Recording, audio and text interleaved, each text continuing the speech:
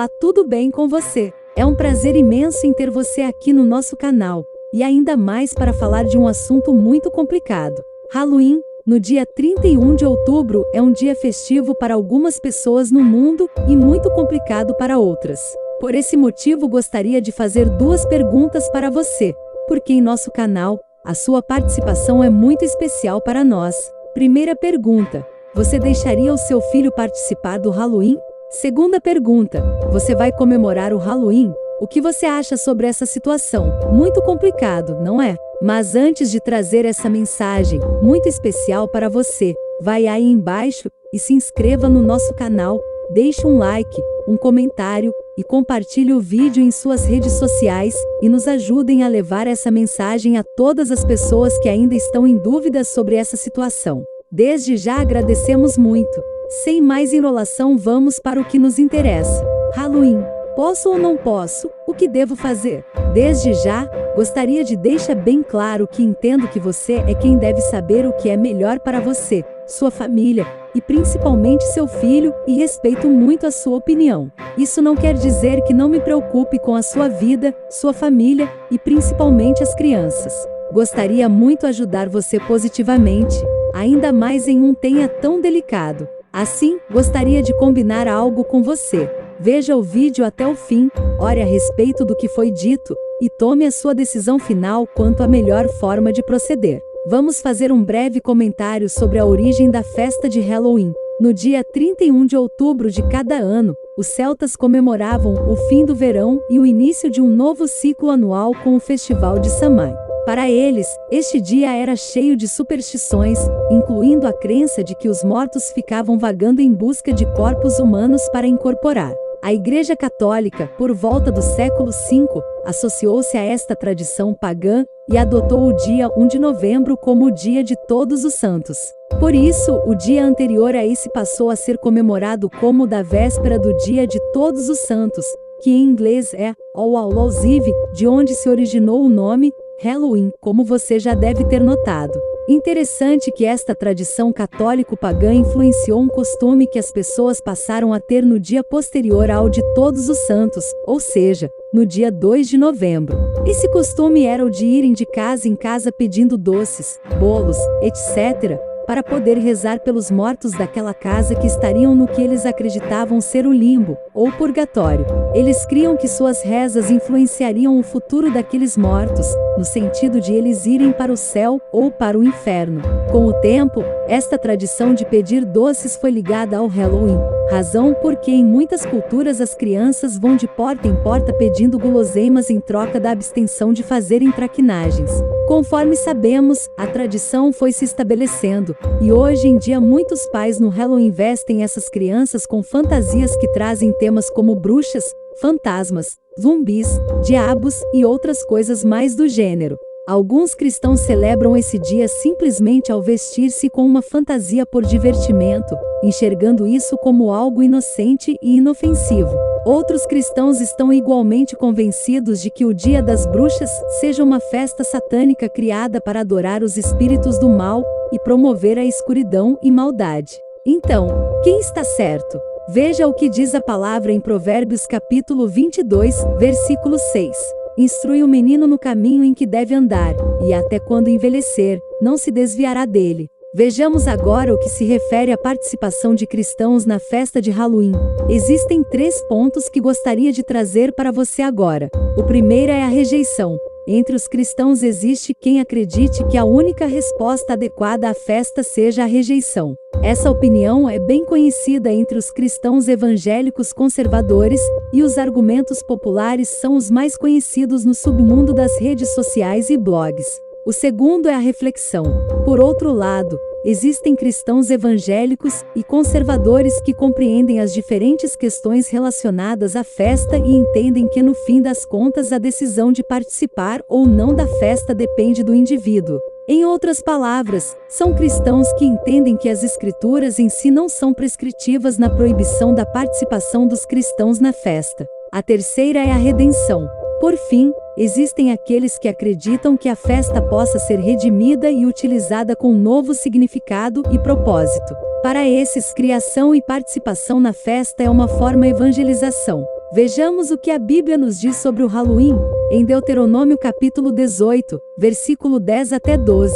Assim diz: Entre-te se não achará quem faça passar pelo fogo o seu filho ou a sua filha, nem adivinhador, nem prognosticador, nem açougueiro, nem feiticeiro, nem encantador, nem mágico, nem quem consulte os mortos, pois todo aquele que faz tal coisa é abominação ao Senhor, pois estas abominações o Senhor, teu Deus, as lança fora de diante de ti. Se você ainda quiser mais referências do Antigo Testamento, veja Levíticos capítulo 19, versículo 31, capítulo 20, versículo 6, capítulo 20, versículo 27 e Êxodo capítulo 22, versículo 18. O fato é que sei que muitos pais agora estão pensando, o que está no verso acima não é exatamente o que as pessoas fazem no Halloween. Sim, concordo plenamente. Mas, por outro lado, o Halloween é a versão comercializada e infantilizada da bruxaria. Se não é exatamente isso, é o que representa. Se não é o mal, é a representação do mal, é a aparência do mal. E, quanto a isso, creio que todos concordarão. Aliás, fazendo referência ao Novo Testamento, lembrei-me de um argumento que alguns cristãos se utilizam, no sentido de dizer que as leis do Antigo Testamento não valem mais para nós.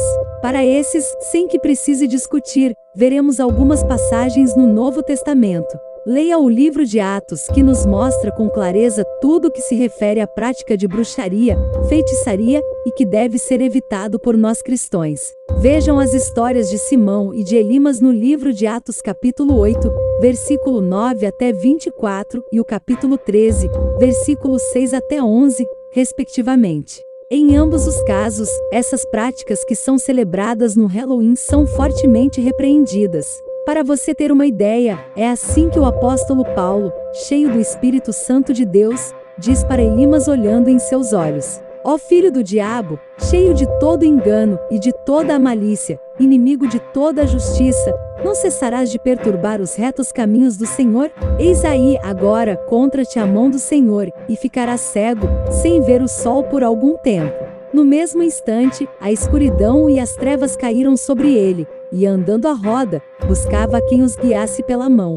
Atos capítulo 13, versículo 10 e 11. O padrão de comportamento que Deus espera do cristão é aquele que represente os padrões do Evangelho. Devemos nos portar a favor do que é certo, do que é bom. Devemos incentivar em nossos filhos as fantasias que tragam vida, e não que tragam morte e destruição, como é o caso do Halloween. Afinal, posso ou não posso? Infelizmente não sou eu quem vou responder a essa pergunta por você. Eu não conheço a festa que você foi convidado, nem sei que tipo de cristão você é. Não sei se você planeja ir na festa do maternal da escola Branca de Neve ou na rave de 8 dias na fazenda deserta. Mas, antes de encerrar essa mensagem, gostaria de deixar algumas perguntas para você refletir a respeito. Primeiro, onde é a festa? Existe uma diferença brutal entre a escola e a boate. Alguns lugares você simplesmente não frequenta, não importa se a festa é o Halloween ou o Natal. A questão não é necessariamente relacionada ao lugar, mas ao tipo de atividade, festividade ou celebração que se faz nesses lugares. Cristãos comprometidos com Cristo evitarão celebrações que enalteçam a sensualidade, embriaguez e outras atividades que entram em confronto com a praxis do Evangelho. Segundo, qual é o tipo da festa? Existe uma certa diferença entre o tipo de festa de Halloween da escola e a festa de celebração das bruxas do passado. Em alguns casos, a festa é apenas um evento cultural no qual a socialização é muito bem-vinda. Em outros casos, o tipo da festa não será adequado.